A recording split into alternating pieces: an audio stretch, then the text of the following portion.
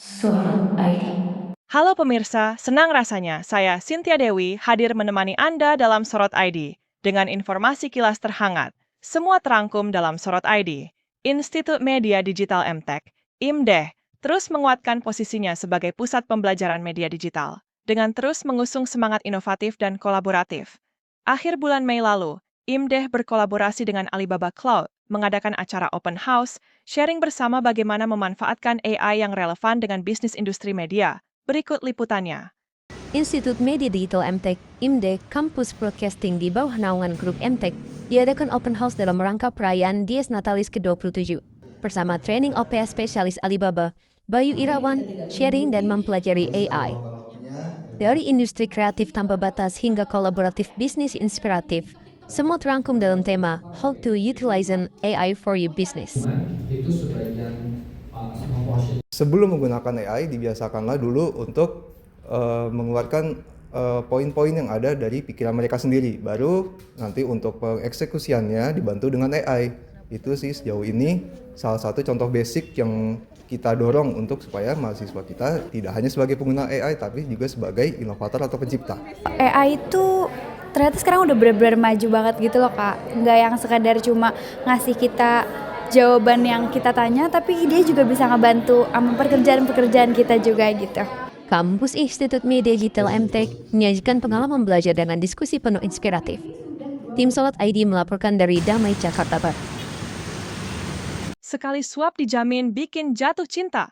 Karena cita rasanya yang autentik, warung Coto Makassar yang berada di sekitar Pasar Senen ini menjadi pilihan tepat bagi para pencinta kuliner yang ingin merasakan kehangatan cita rasa khas Makassar.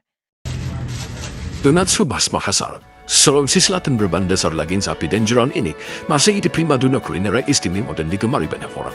Maka, tak heran jika banyak orang wera antri untuk menikmati Coto Makassar, termasuk warung generis yang berlokasi di Senen, Jakarta Pusat ini.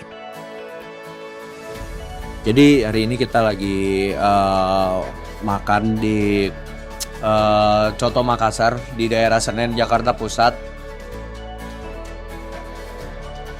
Saya pesan ini adalah yang isinya koran atau babat sama daging gitu. Nah biasanya kita makannya itu nggak sama nasi, tapi makannya sama ketupat atau sama buras. Ini burasa, ini ketupat. Nah selain ini, coto ini kan juga disajikan dengan hambar tanpa rasa gitu. Nah biasanya kita nambah sendiri tuh ada garam. Ini garam sama ada jeruk nipis. Ada jeruk nipis gitu. Nah, orang Makassar itu selalu makan apapun pakai jeruk nipis.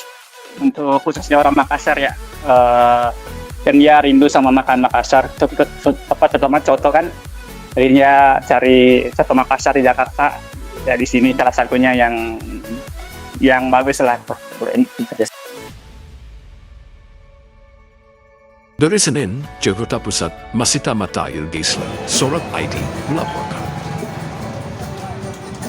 Di balik tumpukan sampah, tersimpan sosok besar yang menyelamatkan lingkungan dan menambah penghasilan. Melalui program Bank Sampah, warga diajak memilah dan menukar sampah anorganik menjadi nilai ekonomis. Seperti di Kampung Rawajati, Jakarta Selatan, yang kini dikenal sebagai Kampung Berseri Astra. Inilah kisah inspiratifnya.